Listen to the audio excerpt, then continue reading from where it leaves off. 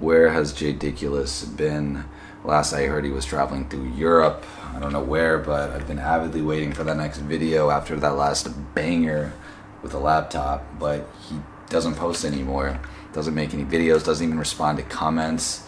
Screw that guy, I don't need him anyways. Doesn't add any value to my life. His videos suck. Unsubscribe.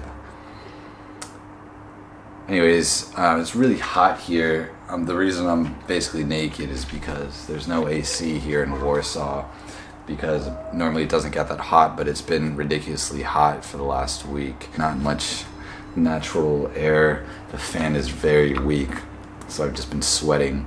But it's good. I'm enjoying my time here in Warsaw, where I'm not even supposed to be here. Only here because I missed my flight to Krakow. And then I got here and the airline lost my suitcase with all my stuff in it. All my clothes, drone, tripod, and external hard drive.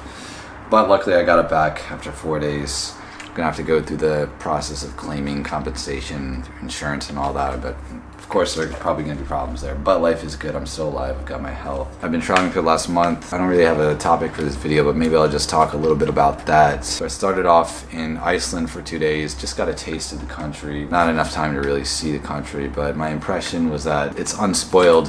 There's a lot of geographic beauty, so I really want to go back. In terms of the people, if South America is known for being very emotional and people very outgoing and whatnot, Iceland, Scandinavia is the exact opposite. Poland and Eastern Europe even more than that, but I'll get to that later. I left wanting to come back. London, I really loved the city. It was beautiful, very walkable, felt more cosmopolitan than New York City, way more international because it's in the European Union. I don't know, Brexit might change all that, but I really enjoyed it. Massive, much bigger than New York City.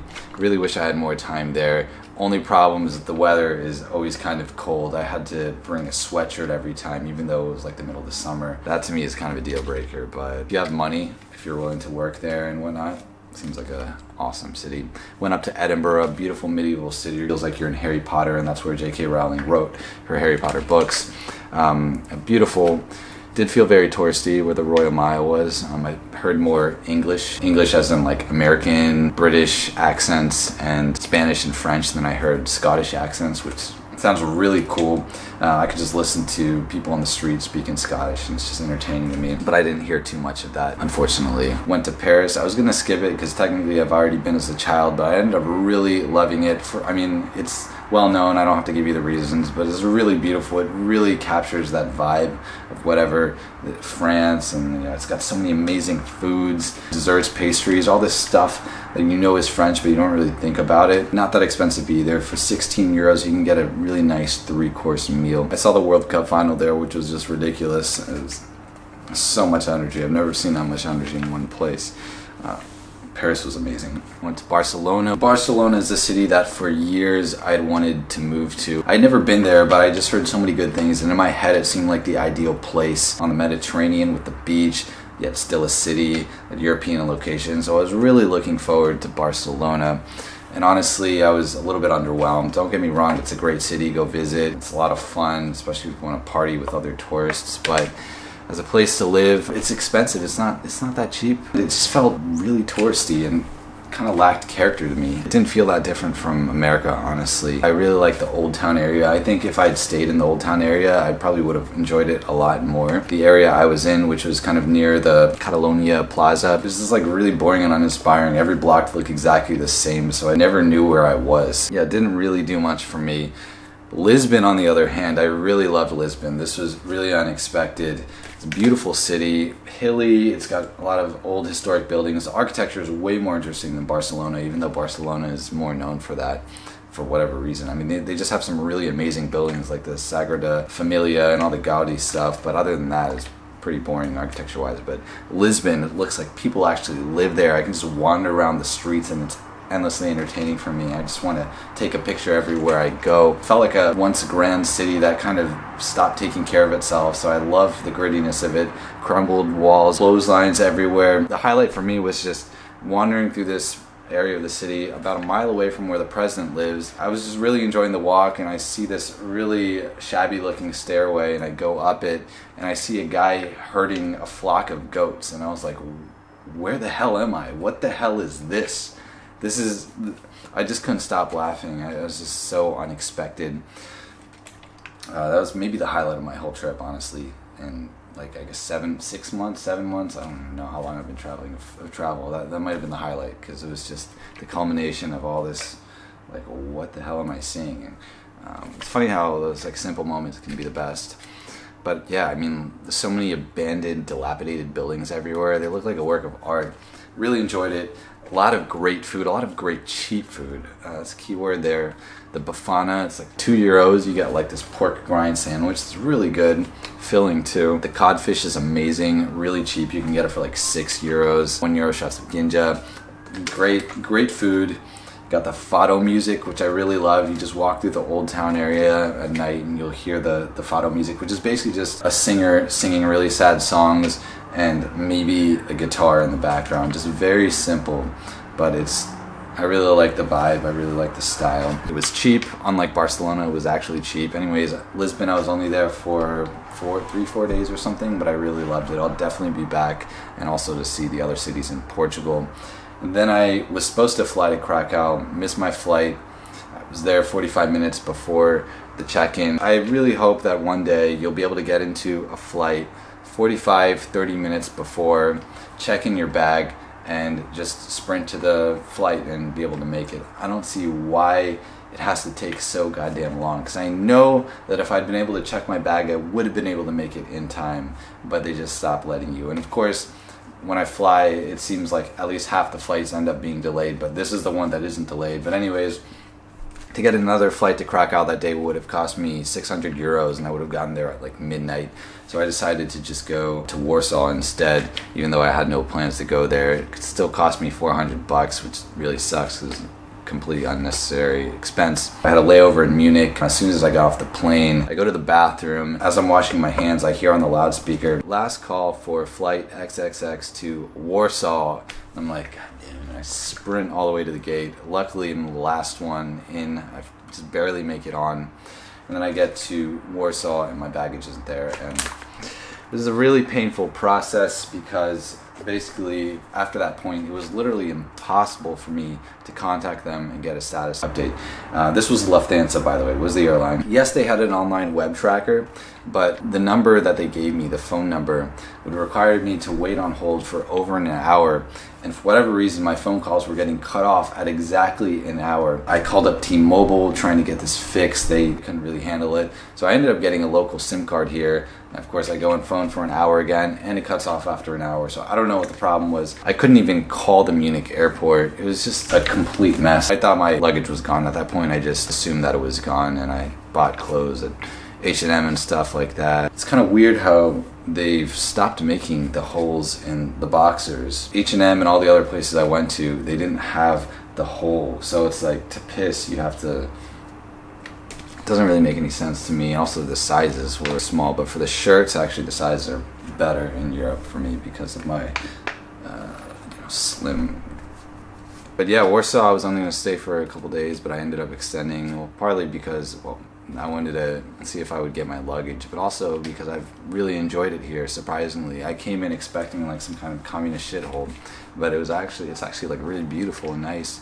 And the people are really nice, and I actually feel like I'm in a foreign country because I don't hear American English and I don't see tourists everywhere. I just hear Polish, which I really love. When I travel, I want to feel like I'm in a foreign country, not like back home or on a resort with a bunch of other tourists.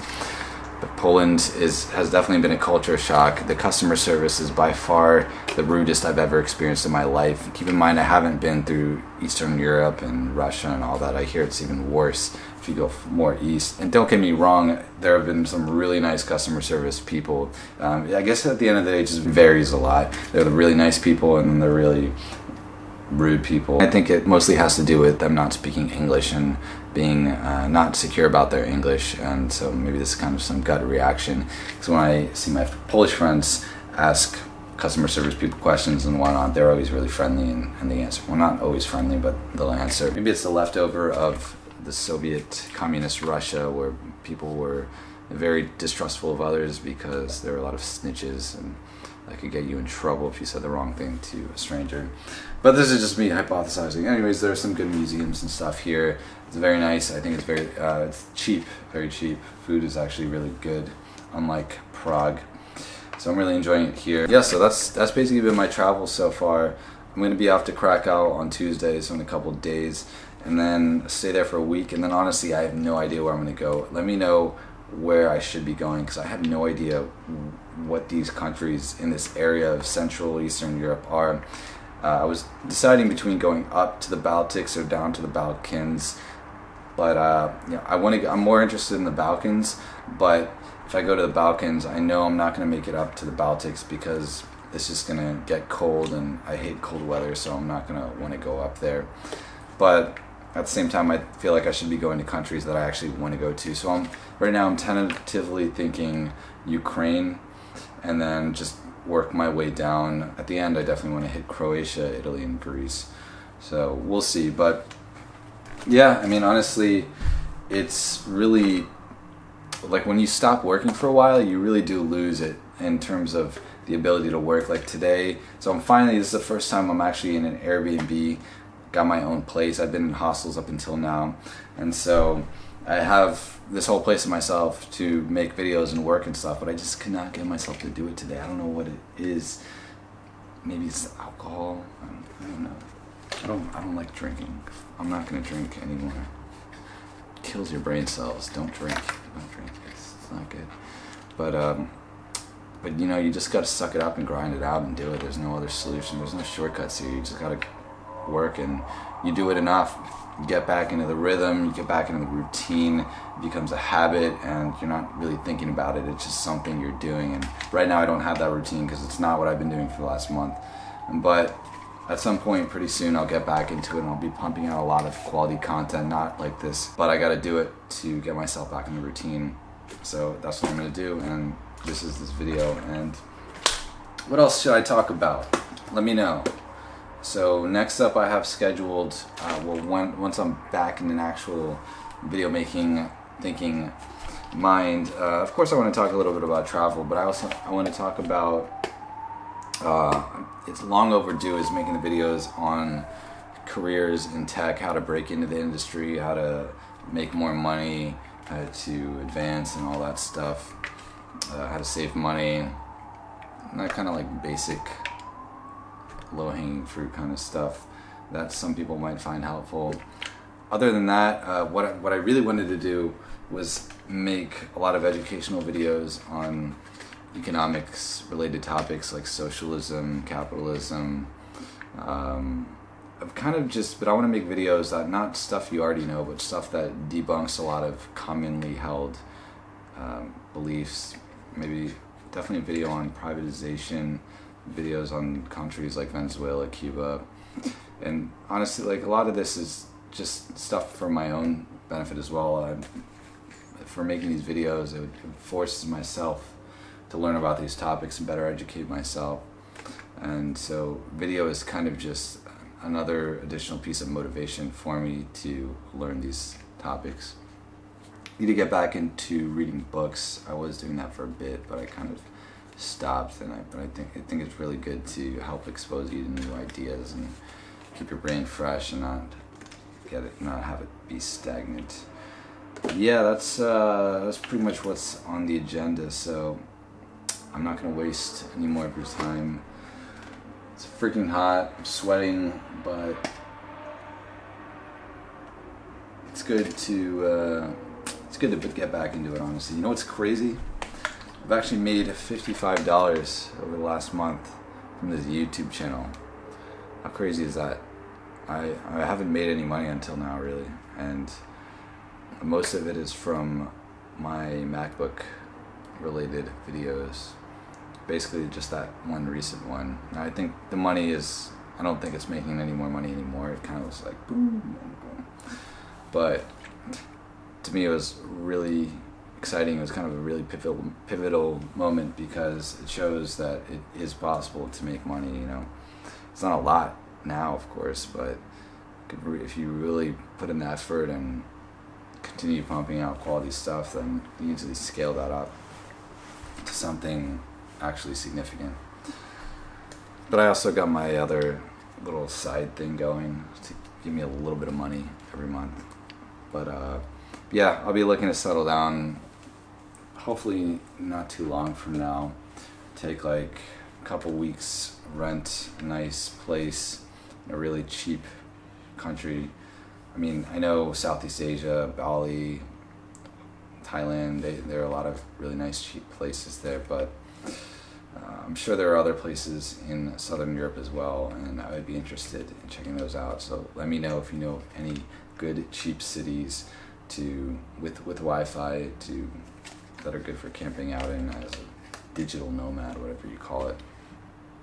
And I'll get back on the ball with these quality, well, not this, but with some quality videos. So that's gonna end this video. Yeah, it's nice to see you guys again.